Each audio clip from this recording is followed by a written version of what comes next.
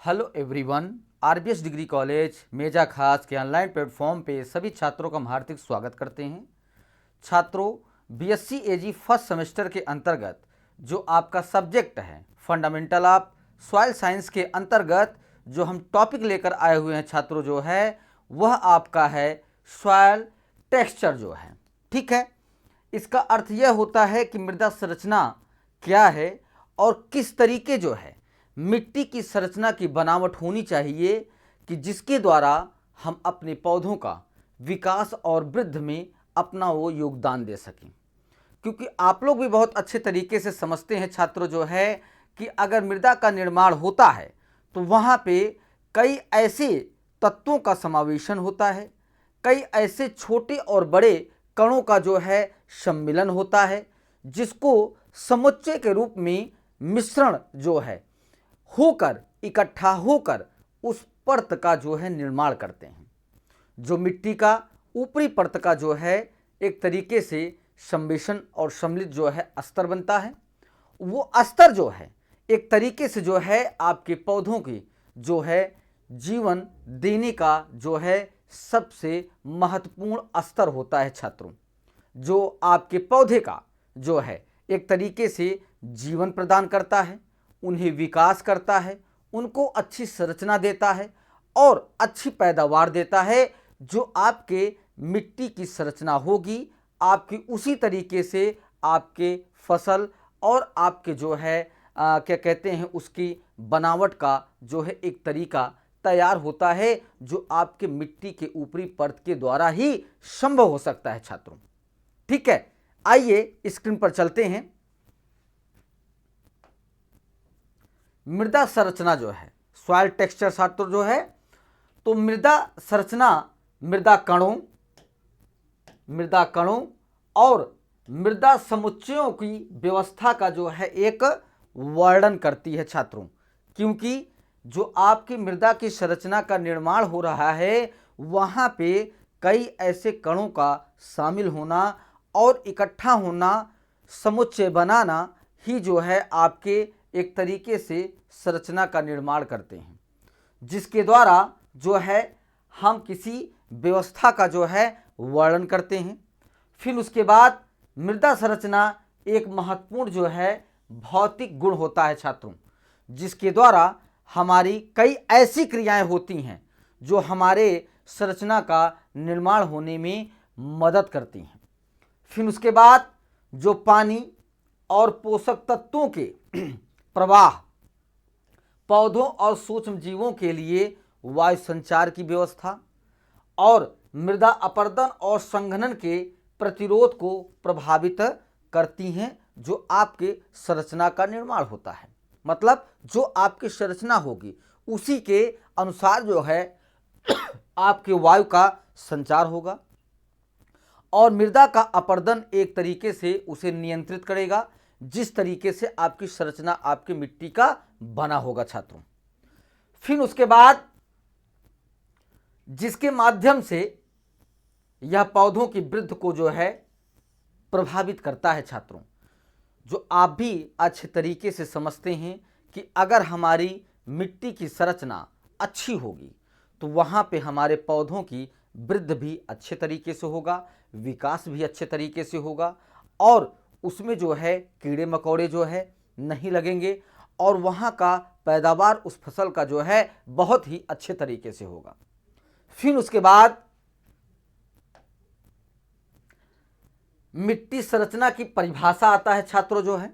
ठीक है, तो मिट्टी की संरचना वह आकार है जिसमें मिट्टी के कण एक साथ मिलकर समुच्चय बनाते हैं छात्रों जो है। ठीक है, मिट्टी की समुच्चय या रेत या गाद मिट्टी या कभी कभी कार्बनिक पदार्थों के समूह कई अलग अलग आकार का हो सकता है, जिसे हम मिट्टी की संरचना कहते हैं छात्रों। ठीक है, क्योंकि मिट्टी की संरचना कई ऐसे प्रकार के जो है होते हैं जो अपने अलग अलग आकार में अपनी संरचना का निर्माण करते हैं, जहाँ पे एक तरीके से रेत गाद हो गया जो है और कार्बनिक पदार्थों का समावेशन हो गया, वहाँ पे संरचना आपकी मिट्टी का अलग होगा। और जहाँ पे क्या कहते हैं जहाँ पे जो है बालू और क्या कहते हैं पत्थरों के और शैवालों के कण अगर ज़्यादा होंगे, वहाँ पे मिट्टी की संरचना अलग तरीके की पाई जाएगी। तो मतलब कहने का अर्थ ये हुआ कि मिट्टी की संरचना सभी जगह अलग अलग तरीके की जो है पाई जाती है।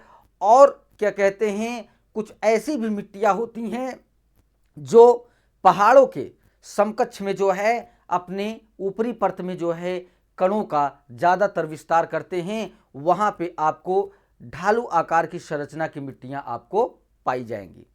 और कहीं पे सीढ़ी नुमा के आकार की जो है आपकी संरचना मिट्टी की मिलेगी।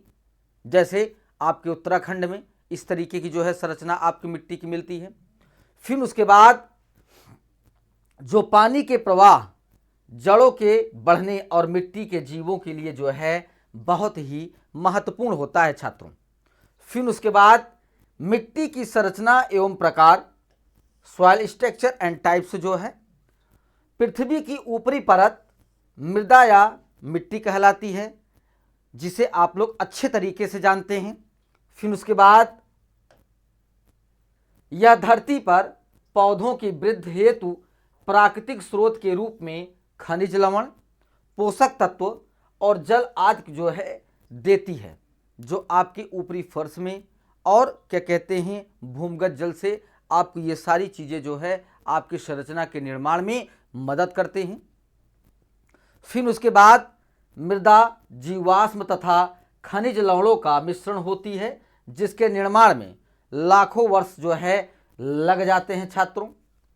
सामान्य रूप से मृदा का अनेक जो है परतें पाई जाती हैं, जो अलग अलग परतों में अलग अलग तरीके का कार्य होता है।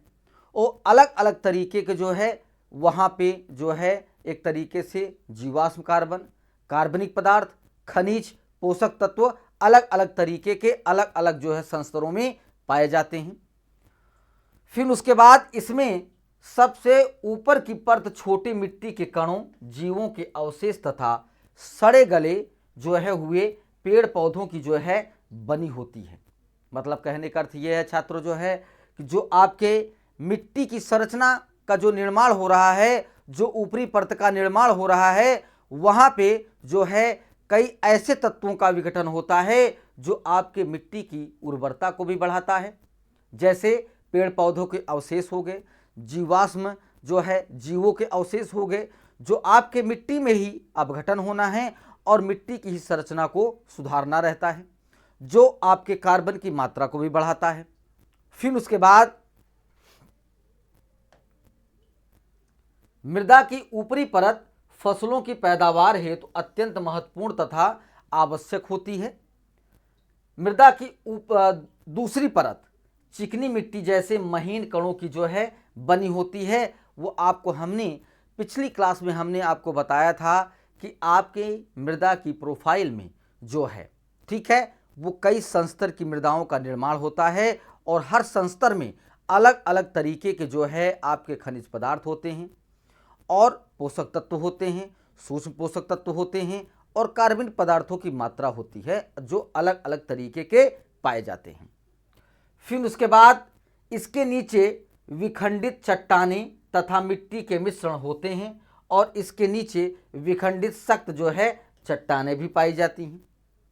फिर उसके बाद ये कुछ सेंटीमीटर से लेकर कई मीटर तक हो सकती हैं। फिर उसके बाद प्राकृतिक रूप से पौधों की वृद्धि हेतु जो है, जो मृदा संरचना में सबसे मूलभूत बातें होती हैं छात्रों जो है, वह है मृदा का पीएच। जो आपके जो है पीएच की जो मात्रा पाई जाएगी, वो आपकी मृदा की संरचना को अच्छे तरीके से प्रभावित करती है, क्योंकि जिस तरीके से मृदा का पीएच छात्रों जो है रहेगा, उस तरीके से आपकी मिट्टी की संरचना बनेगी। वजह क्या है, कहीं पे जो है पीएच की मात्रा अगर ज़्यादा है या कम है, तो वहाँ पे क्षारीय और अम्लीय जो है एक तरीके से लवणों की मात्रा बढ़ेगी, जो आपकी मिट्टी की दशा को जो है संरचना को बिगाड़ती है जो है। फिर उसके बाद प्राकृतिक रूप से पौधों की वृद्धि हेतु 6.0 से 7.0 पीएच जो है मान वाली मृदा का आवश्यक होती है, जो एक तरीके से आपकी मृदा की अच्छी संरचना का जो है निर्माण करते हैं। फिर उसके बाद मृदा के इस पीएच मान पर सारे पेड़ पौधे अपनी वृद्धि करते हैं और मृदा का पीएच मान अधिक या कम होने पर इसकी अम्लीय और क्षारीय प्रकृति में वृद्धि या कमी हो जाता है, जो पौधों की वृद्धि हेतु हानिकारक जो है साबित होती हैं छात्रों, जो है जो हमारे उस मिट्टी के जो है फसलों पर बहुत ही बुरा जो है प्रभाव डालता है। फिर उसके बाद शैलों के अपक्षरण तथा विघटन से बने भू पदार्थों, मलबा तथा विविध चयन सामग्रियों के मिश्रण को मृदा कहा जाता है। यह भू परपटी की सतह पर जो है विकसित होती है। मृदा के प्रमुख घटक ह्यूमस, जल, वायु तथा खनिज तत्व जो है आदि आपके मृदा की संरचना में अच्छे निर्माण में अपना सहयोग करते रहते हैं। इन घटकों का अनुपात ही मृदा के प्रकार का जो है निर्धारण करते हैं और संरचना का निर्धारण करते हैं। फिर उसके बाद मृदा के संगठन में निम्नलिखित पदार्थ जो है सम्मिलित होते हैं, जो पहला आपका है खनिज पदार्थ जो 40 से 45% जो है पाए जाते हैं, और दूसरा आपका है मृदा जल जो 25% पाया जाता है। फिर तीसरा आपका है छात्रों जो है मृदा वायु, ये भी 25% पाया जाता है। फिर उसके बाद ह्यूमस तथा कार्बनिक पदार्थ जो 5 से 10% पाया जाता है, जो आपके जो है मृदा संगठन या संरचना के निर्माण में अपना पूरा सहयोग करते हैं। उसके बाद मृदा जीव और मृदा अपक्रिया जो है इन तत्वों की मिलकर जो है अपनी क्रिया करके उस मिट्टी की ऊपरी परत की संरचना को, उर्वरता को बढ़ाते हैं, जिससे उसमें हम अपने पौधों की जो है अच्छे तरीके से वृद्धि और विकास अच्छे तरीके से कर सकते हैं। फिर आपका मृदा परिच्छेदिका आता है छात्रों, जो है जो आपके मृदा की संरचना का एक तरीके से निर्माण में अपने पूरी सहयोग करता है। मृदा की अलग अलग परतों के ऊर्ध्वाधर स्तरों के सामूहिक विन्यास को मृदा परिच्छेदिका या मृदा पार्थिका जो है कहा जाता है, जो आपकी मृदा की जो है संरचना को अच्छे तरीके से जो है प्रभावित करता है छात्रों, और उसकी संरचना में अच्छे निर्माण में अपना पूरा सहयोग करते हैं। फिर उसके बाद यह मृदा के कई संस्तरों से मिलकर निर्मित होती है। इसका प्रत्येक संस्तर अपने भौतिक और रासायनिक संगठन, मृदा संरचना और जैविक पदार्थों में एक दूसरे से जो है भिन्न होते रहते हैं। जो पहला आपका संस्तर है छात्रों जो है संस्तर स्तर जो है वो जो है या मृदा परिच्छेदिका के इस स्तर में ह्यूमस, जैविक सामग्री की प्रचुरता होती है। यह जमीनी स्तर में होता रहता है, अभिक्रियाएं होती रहती हैं और संरचनाएं जो है भिन्न भिन्न तरीके के निर्माण होते रहते हैं। फिर आपका स्तर आता है ए, यह ऊपरी मृदा का स्तर होता है। यह स्तर मुख्य रूप से काले रंग का होता है। यह कार्बनिक पदार्थों की समृद्ध होता है, मतलब ऊपरी संस्तर में जो है छात्रों वहाँ पे कार्बनिक पदार्थ की मात्रा सबसे ज़्यादा होती है, जो काले रंग के रूप में पाया जाता है, जो आपके मिट्टी की जो है एक तरीके से गुणवत्ता को बढ़ाता है छात्रों जो है। फिर उसके बाद इस संस्तर में खनिज पदार्थ तथा जैविक पदार्थ दोनों साथ साथ में प्राप्त होते हैं। इसको निछालन का क्षेत्र भी कहते हैं। अधिकांश पौधों की जड़ें इस स्तर में जो है पाई जाती हैं, जो अपने जो है इस स्तर ए में जो है पौधे अपना पूर्ण विकास करते हैं, पोषक तत्व ग्रहण करते हैं और कार्बनिक पदार्थ का अवशोषण करते हैं, और अच्छे तरीके से वायु का संचार होता है, जल का प्रवाह होता है, जो पौधों की वृद्धि और विकास में अपना सहयोग करते हैं। फिर उसके बाद स्तर बी आता है। यह स्तर भूमि के नीचे होता है। इसमें चिकनी मृदा और गाद होती हैं।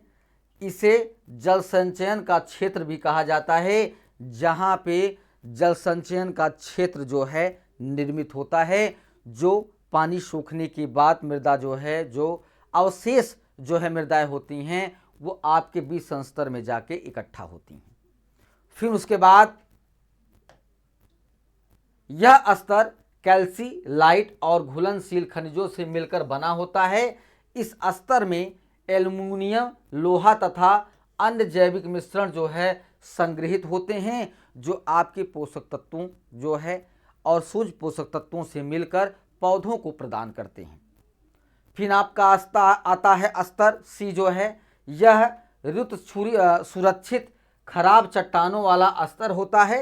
ये चट्टानें मृदा परिच्छेदिका के सबसे नीचे की अवस्था होती है, जिसे हमारे पौधे जो है अपने उपयोग में नहीं ला पाते हैं छात्रों।